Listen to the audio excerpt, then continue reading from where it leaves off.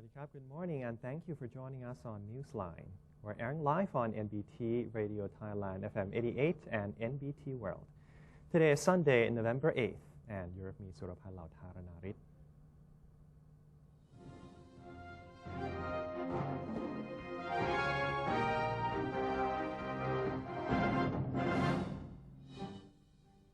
Welcome to today's segment of Thailand Moves Forward. In our first story, Prime Minister General Prayut Chan-o-cha has asked members of the public to keep an eye out for unexpected incidents during the mass celebration of His Majesty the King's 88th birthday anniversary. General Prayut said during a national address on Friday that he was very delighted to see a large number of people expressing their wishes to join the upcoming Bike for Dad activity, which will take place on Friday, December 11, 2015. The activity will be held to celebrate His Majesty's 88th birthday on December 5th this year. According to him, a total of 99,999 cyclists have registered to join the event in Bangkok. As of now, more than 350,000 people in Thailand and around the world have already registered for the mass cycling activity. In preparation for the event, routes inside and outside Bangkok have been designated as riders will be traveling past several landmarks.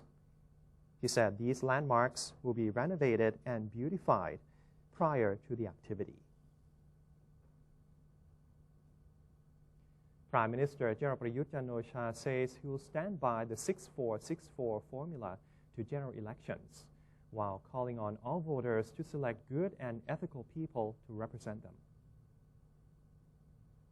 In his weekly televised speech, General Prayut said he does not put too much attention on who wins or loses in the election, but what he really cares about is how voters can be sure that their representatives will uphold the nation and people's interests and dignity when running the administration.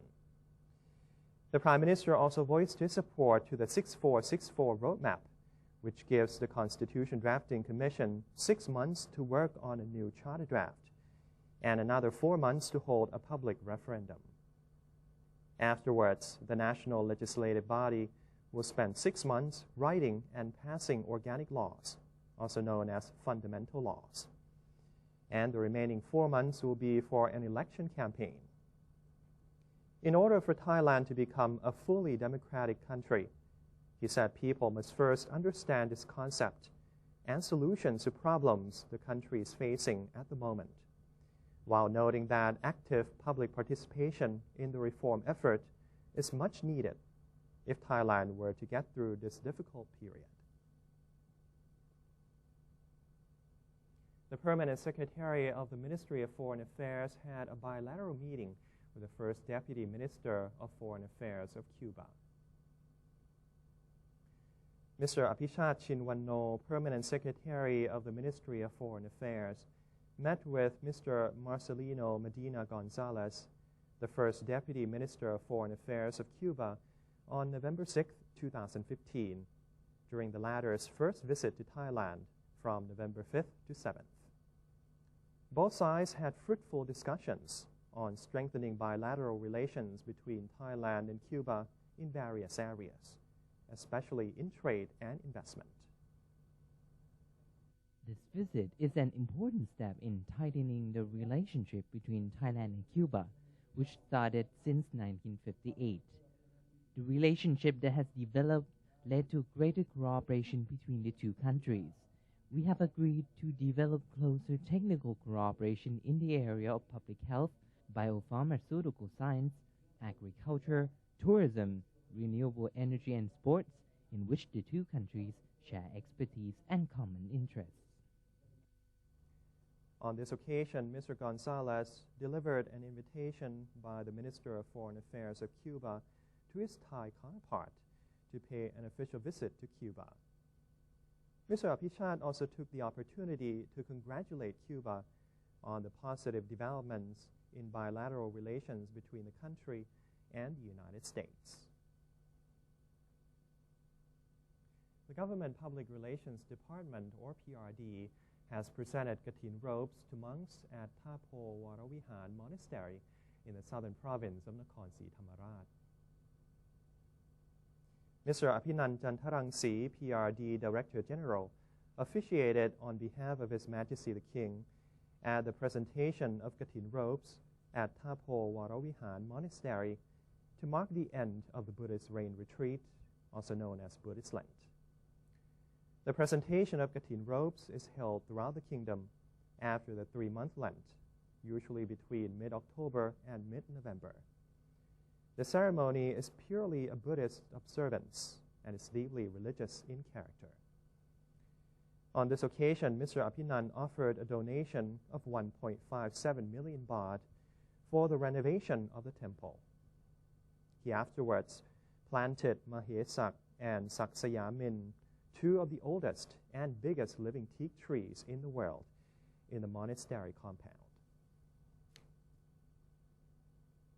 The National Legislative Assembly, or NLA, will reconvene next week with the impeachment of a former education minister being the top agenda. NLA President Pornphet Vichit Cholachai has issued a command calling for 2 sittings on Thursday and Friday at the Parliament House. The top agenda for both sittings is the impeachment of Mr. Somsak Prisananantakul, former education minister, whom the National Anti-Corruption Commission has accused of possessing unusual wealth and failing to disclose all of his assets. The anti-graft body and Mr. Somsak are scheduled to render their closing statements on November 12th or Thursday, while the lawmakers will cast their votes whether or not to impeach the former education minister on the following day, November 13th. Both sittings will start at 10 a.m. The National Reform Steering Assembly, or NRSA, will invite foreign ambassadors and diplomats to a meeting where they will be briefed on Thailand's reform roadmap. NRSA Speaker Captain Thinapan Nakata said foreign ambassadors and diplomats, as well as representatives from international organizations in Thailand, will be asked to join a session at the Parliament House on November 11th, which is when they will be informed of the country's reform objectives and the work of the new reform body. Meanwhile, on November 14th, which is next Saturday, the NRSA will invite Thai diplomats stationed overseas to a meeting, also to be held at the Parliament House. Captain Thinapan said Thai delegates will be given information on national reform so as to allow them to provide accurate information to foreigners and Thais living overseas. And that's it for today's edition of Thailand Moves Forward. We'll take a quick break now, but before that, let's have a look at the exchange rates and commodity prices.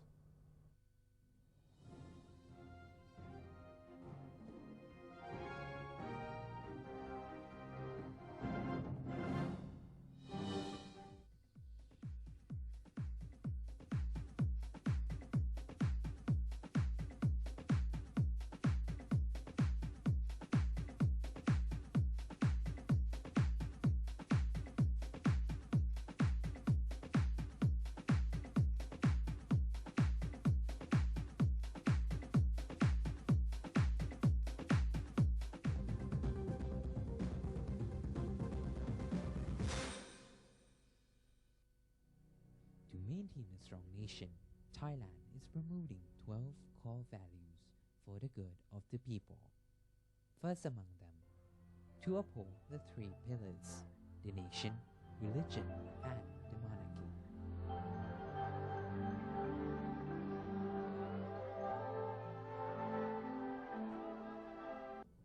Welcome to ASEAN, a community comprised of 10 countries, each with its unique culture and history, now unifying to bring added prosperity to the region.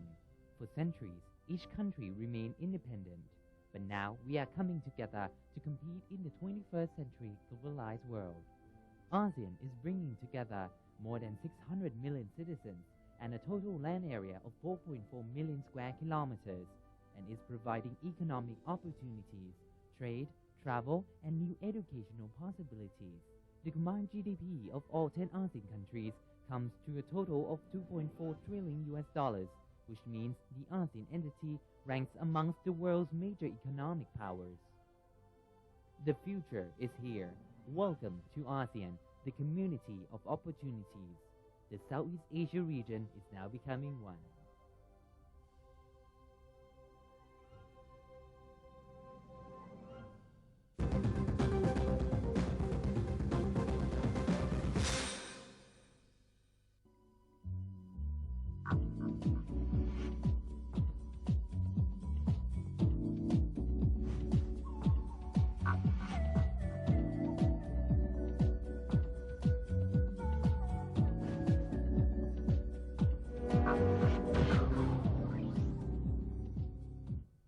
Welcome back to Newsline.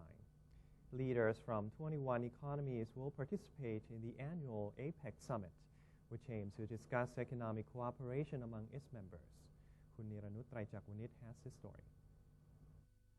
The Asia-Pacific Economic Cooperation, or APEC, founded in November 1989, is a multilateral international organization which seeks to foster free trade and economic prosperity among its members in Asia-Pacific region. This year, Prime Minister General Prayut Chan-o-cha, Foreign Minister Don Paramat-Vinay, and Commerce Minister Apiradi Tantraporn, along with other 21 APEC leaders, will meet in the annual APEC Economic Leaders Meetings, which will be held from November 17 to 19 in Manila, Philippines. Sek Wannamekhi, spokesperson of the Ministry of Foreign Affairs, explained that the three-day conference will be held under the theme Building Inclusive Economics, Building a Better World, to encourage APEC leaders to exchange their ideas on how to achieve inclusive growth through new business models. The Prime Minister will join in the APEC conference for the second time in mid-November. Last year, the Prime Minister attended the APEC conference in Beijing, China. This year, APEC conference will be held in Manila in Philippines. From November 17th to 19th, 21 countries including the US, Russia, Japan, China, Australia, and New Zealand have their GDP makes up higher than 50% of the world economy. The meeting is an important stage to discuss the world economy, which will focus on the inclusive growth through integrated economics and inclusive growth through sustainable and resilient community. The purpose of APEC is to enhance the economic prosperity of its members. This entails the facilitation of economic growth, the promotion of cooperation among member states, the liberalization of trade, and the creation of opportunities for investments in Southeast Asia. I'm Niranut Traijakunit reporting. Thailand is looking to strengthen ties with other ASEAN nations in the area of science, technology, and innovation. Dr. Pichet Durongkawerot, Minister of Science and Technology of Thailand, this week attended the 16th ASEAN Ministerial Meeting on Science and Technology, or AMMST, in Laos. He said the AMMST is a meeting of experts and senior officials to talk about the direction and activities of all 10 countries in ASEAN in promoting and driving science, technology, and innovation. The science and technology-related ministers from ASEAN countries discussed how to strengthen the role of science, technology, and innovation in the development of the ASEAN community, which will be formalized at the end of this year. The meeting also endorsed a plan which enables all 10 countries to work in harmony in order to make sure that ASEAN can reduce the gap in this field among the members. Thailand has many incredible Buddhist temples, but in Indonesia, there is a massive monument cum temple called Borobudur from the 9th century.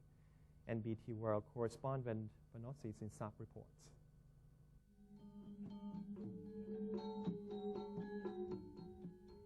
This is the magnificent Borobudur, the world's biggest Buddhist monument, an important site that has attracted visitors from all around the world to this landmark. Approximately 500 kilometers from Jakarta in central Java, Borobudur is Indonesia's single most visited tourist attraction. Built in the 9th century, the temple was designed in Javanese Buddhist architectural style, blending Indonesian indigenous idea with the Buddhist concept of attaining nirvana. The temple also reflects the influence of India on the region, yet there are enough indigenous scenes and elements incorporated to make Borobudur uniquely Indonesian. The monument is both a shrine to the Lord Buddha and place for Buddhist pilgrimage. The journey of pilgrims begins at the base of the monument and follows a path around the monument. It ascends to the top through 3 levels through an extensive system of stairways and corridors, with 1,460 narrative relief panels on the walls and the balustrades. Borobudur has the largest and most complete ensemble of Buddhist relief in the world. Borobudur has been preserved through several restorations. The most recent one was completed in 1982 by the Indonesian government and UNESCO, and it is now listed as a UNESCO World Heritage Site. The monument consists of 3 levels, 9 stacked platforms, 6 square and 3 circular, topped by a central dome. First level is Kamaloka, is the world of desire, typified by base desires, populated by hell beings, preta, animals, ghosts, humans, and lower demigods. The base of Borobudur is made up of 160 pictures representing aspects of humanity. Those who are living in the Kamaloka are full of desire, attached to thinking that make them happy. The second level, Rupaloka, is the world of form, predominantly free from baser desires, populated by dhyana-dwelling gods. We are now at the 3rd level, which is called Alupalok, a circular base which comprises of 72 bell-like pagodas, and each of the pagoda rested a Buddha statue. Arupaloka, translated, meaning formlessness. For Buddhas, go beyond even form and experience reality at its purest, the formless ocean of nirvana, the liberation from the circle of samsara, where the enlightened soul had no longer attached to worldly form, corresponds to the concept of sunyata, the complete void or non-existence of the self. The structure gives out many insightful teachings, which is mainly to make people let go of their desire. Borobudur is still used for pilgrimage. Once a year, Buddhists in Indonesia celebrate Vesak at the monument, and Borobudur is Indonesia's single most visited tourist attraction, the world's largest Buddhist temple, as well as one of the greatest Buddhist monuments in the world. For NBT World, I'm Panos Sinsat in Jakarta, Indonesia. Voters in Myanmar are due to cast their ballots in a general election, the first openly contested poll in 25 years after decades of military rule. The ruling Union Solidarity Development Party, or USDP, backed by the military, is one of the front runners. Aung San Suu Kyi's National League for Democracy, or NLD, is expected to make big gains, though she is barred from the presidency. The current president said the authorities would respect poll results. About 30 million people are eligible to vote in the election in Myanmar. Polls have opened just a couple of hours ago at 6 a.m. local time. Former Nobel Peace Prize laureate Ms. Suu Kyi is barred from the presidency because of the constitution, which disqualifies anyone with foreign offspring. The NLD must take 67% of all contested seats in order to gain a majority.